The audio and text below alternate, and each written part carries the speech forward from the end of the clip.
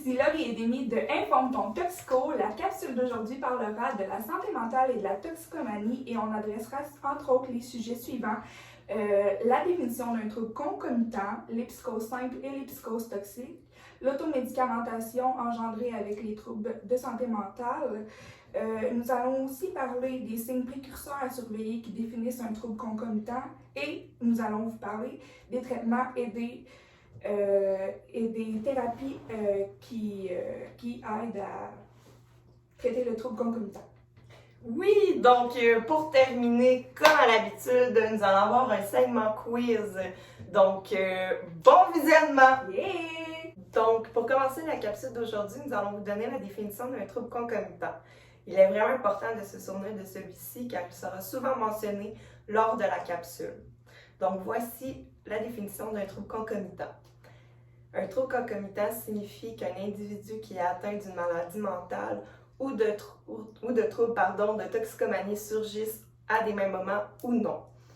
Pour mettre dans d'autres mots, une personne qui est atteinte de maladie mentale est plus susceptible à consommer des substances illicites et vice-versa. Donc, une personne qui est toxicomane a plus de chances de développer des maladies mentales. Il est important de comprendre que souvent l'un va avec l'autre et que malgré qu'il n'y a rien qui explique nécessairement la cause, qu'il faut prendre en compte 3 facteurs très importants. Donc le premier est le facteur biologique, le deuxième est le facteur environnemental et le troisième est le facteur social. Donc il n'en est pas moins que les experts ont poussé la question et ils tentent quand même d'élaborer des théories en lien avec la maladie mentale et la toxicomanie. Pour suivre, nous allons vous informer des psychoses simples et des psychoses toxiques. Donc, tout d'abord, le Dr Robert Perrault, psychiatre et expert en médecine préventive, a eu une discussion avec le Dr Didier Jutra-Aswad, psychiatre et chercheur au Centre de la recherche du CHUM, par rapport au cannabis sur la santé mentale. Il existe 3 types de catégories de drogues, donc les stimulants, les perturbateurs et les dépresseurs. Donc, le cannabis fait partie des perturbateurs. On apprend entre autres qu'il y a les psychoses toxiques et les psychoses simples. La psychose simple va durer quelques minutes et les effets psychotiques vont tout de suite redescendre. Donc, il n'y a pas de problème à long terme. Deuxièmement, il y a la psychose toxique, que celle-ci va perdurer quelques heures, même voire quelques jours. Il y a un dérèglement au niveau cérébral qui fait perdre contact avec la réalité, comme voir ou entendre des choses qui ne sont pas nécessairement là. On apprend donc en fait que plus que la quantité de THC est élevée dans le cannabis, il y a encore plus de risques de développer des problèmes psychotiques. Donc en ce fait même, la vente sur tablette de cannabis, le THC et le CBD est inscrit sur les pots de cannabis ou les contenants en fait. Donc cela favorise le marché de vente pour les consommateurs. Le sujet portera sur l'automédicamentation lors de problèmes mentaux. Donc, en ce qui traite l'alcool, les gens souffrant d'anxiété, des gens ayant vécu des problèmes traumatisants, les gens qui sont atteints de troubles de l'humeur ou de troubles psychotiques sont plus vulnérables de consommer de l'alcool ou des médicaments pharmaceutiques. Pour essayer d'atténuer, on fait vraiment le sentiment de stress qui peuvent engendrer le sentiment d'inconfort, d'humeur négative, d'incompréhension, etc. Les personnes qui sont atteintes de schizophrénie sont 3 fois plus susceptibles de développer des problèmes de surconsommation d'alcool. Il est aussi vrai que les personnes qui sont atteintes de bipolarité en phase maniaque, ils sont beaucoup plus susceptibles aussi en fait de consommer beaucoup plus d'alcool que les gens réguliers. Tout à fait. Selon une étude du site Alcool, l'alcool pourrait aussi altérer la chimie et la psychologie du cerveau. Donc, premièrement, notamment en stimulant artificiellement la production de dopamine. Devant cette soudaine production de dopamine, bien, le cerveau, lui, il s'adapte. Il s'ensuit alors d'un double phénomène. Premièrement, il y a une diminution du nombre des récepteurs de dopamine et deuxièmement, il y a une réduction de la production naturelle de dopamine. Les médecins et les professionnels de la santé doivent prévenir les personnes anxieuses et ayant des troubles de santé mentale, par contre, que si l'alcool soulage temporairement leurs symptômes, eh bien que boire de l'alcool ou s'automédicamenter pourrait aggraver leurs troubles de santé mentale et même développer d'autres maladies au fil du temps. Le fait de s'automédicamenter pourrait aussi cacher les signes d'un trouble de santé mentale et même développer une dépendance à long terme. Nous continuerons la capsule avec le sujet suivant. Quels sont les signes précurseurs à surveiller qui signifient un trouble concomitant? Donc, le gouvernement du Québec nous a offert une liste avec les signes précurseurs à surveiller qui vont démontrer un trouble concomitant. Donc, je vais les citer. Il y a les sauts d'humeur, l'isolement, le sommeil débalancé, l'appétit changeant, incapacité à gérer des situations stressantes, se sentir déprimé, avoir aucun contrôle sur la consommation, boire ou prendre de la drogue pour se sentir mieux, mentir sur la consommation de substances, avoir plus de plaisir à boire que d'être entouré des gens ou faire des activités amusantes, ne plus prendre soin de soi. Par contre, il n'y a pas de symptômes uniques ou de groupe de symptômes communs à toutes les associations de problèmes. Pour comprendre et traiter un problème ou un ensemble de problèmes donnés, il faut déterminer de 1 la gravité des problèmes, les effets que les problèmes amènent et les répercussions que les problèmes amènent. Ce qui nous amène à vous parler du point suivant, qui est les thérapies et les traitements et les approches des intervenants.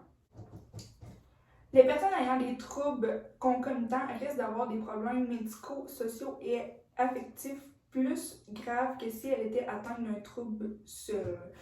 Le traitement peut être plus long et plus difficile alors. Il est bien que les intervenants concluent souvent que si une personne est toxicomane, elle a souvent un trouble de santé mentale aussi. Donc, s'ils traitent les deux problèmes en même temps, le traitement va être moins long et plus efficace. Comme par exemple, il est probable qu'une personne ayant à la fois un trouble de l'humeur et un trouble de consommation d'alcool va mieux se rétablir que si on traite l'alcool en premier. En revanche, une personne qui reçoit un traitement contre les troubles concomitants peut vivre un épisode qui aggrave son problème de santé mentale, donc c'est pas toujours évident. Dans ce cas-là, le traitement pourrait être axé sur son problème de santé mentale plutôt que sa toxicomanie. Ouais. Donc, il existe plusieurs traitements pour les personnes qui sont atteintes de troubles concomitants. Donc, il y a par exemple les soins primaires, le médecin de famille, des organismes de santé mentale, des organismes de lutte contre la toxicomanie, dans des cadres spécialisés aussi, des thérapies de groupe, des thérapies familiales, l'hospitalisation. Dans bien des cas, le choix là, va vraiment être différent d'une personne à une autre parce que les problèmes sont tous différents d'une personne à une autre, il ne faut pas l'oublier. Mais il y a 2 thérapies qui sont vraiment les plus populaires et les plus adressées au public qui sont atteints de troubles concomitants, qui est la thérapie comportementale et dialectique. Elle enseigne vraiment la régularisation des émotions et la tolérance à la détresse pour la thérapie cognitive comportementale qui aide à contrôler les pensées négatives. Donc vraiment, là, c'est les 2 thérapies qui sont le plus utilisées pour les gens. Là. Tout à fait. Donc, si vous vous sentez concerné, n'hésitez pas à vous renseigner à propos de cette thérapie. Donc, notre invitée de la semaine, Miley, va répondre à notre question quiz, les vrais ou faux. Donc, tu es prête pour la première question? Oui! La première question est donc... Est-ce que les personnes atteintes d'une maladie mentale, lorsqu'elles consomment, sont-elles plus intoxiquées que les personnes qui ne sont pas atteintes d'une maladie mentale? Je dirais que c'est vrai. Tout à fait. En vrai, selon une étude de Duc-Alcool, les personnes atteintes d'une maladie mentale sont plus intoxiquées que celles qui ne sont pas. Donc, bonne réponse. Donc, nous poursuivons avec la prochaine question. Donc, est-ce que les personnes qui sont atteintes de dépression majeure sont plus susceptibles d'avoir une surconsommation d'alcool? Oui. Je dirais faux. Malheureusement, la réponse est vraie. Donc, selon encore une fois une étude de Duc-Alcool, les statistiques sont de 7,12%. Alors, vrai ou faux, une étude prouve que 10 à 15% des personnes souffrant d'anxiété généralisée admettent consommer plus d'alcool et de drogue pour atténuer leur anxiété. Logiquement, je dirais vrai. En fait, c'est faux. L'étude prouve qu'en fait, c'est plutôt 25 à 35 des personnes souffrant d'anxiété généralisée qui vont admettre consommer de manière abusive. Intéressant. Oui, tout à fait. Donc, nous continuerons avec la prochaine question. T'es pas trop stressée? Non, ça va. Tu es en mesure Oui. de toutes les questions qu'on te pose? Oui, tout à fait. Oui, donc la prochaine question est: si je parle à mon intervenant ou mon intervenante de ma surconsommation, ma consommation de drogue illicite, est-ce que l'intervenant est dans l'obligation d'aller le dire à la police ou va aller le dénoncer à quelqu'un? Je pense que non. Effectivement, la réponse est faux. Donc, chaque intervenante doivent signer un contrat, dans le fond, là, de confidentialité. Donc, enfin, la dernière question, t'es prête? Oui. Donc, vrai ou faux, les substances les plus consommées chez les jeunes sont la morphine, le GHB et les champignons magiques. Faux. En fait, c'est faux, tout à fait, t'as raison, bravo, Wow! Miley! Donc, la réponse est faux, ce sont l'ecstasy, le speed, la cocaïne et la kétamine. Ah ouais. Ouais, on est un peu sur le party. Donc, pour un grand total de 4 bonnes réponses sur 6, nous te remercions aussi d'avoir voulu participer à notre gros Ça fait quiz de plaisir. la semaine sur la toxicomanie et la santé mentale. Donc, nous te remettons le prix de 100 $! Wow, merci Miley! Oh! Donc, grâce à la capsule d'aujourd'hui, on peut comprendre que les psychotiques affectent les cellules du cerveau, mais que aussi la surconsommation peut engendrer des problèmes au niveau de la santé mentale.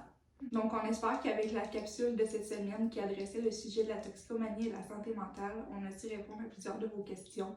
Donc, on vous dit à la semaine prochaine. Au revoir. Merci d'avoir regardé la vidéo.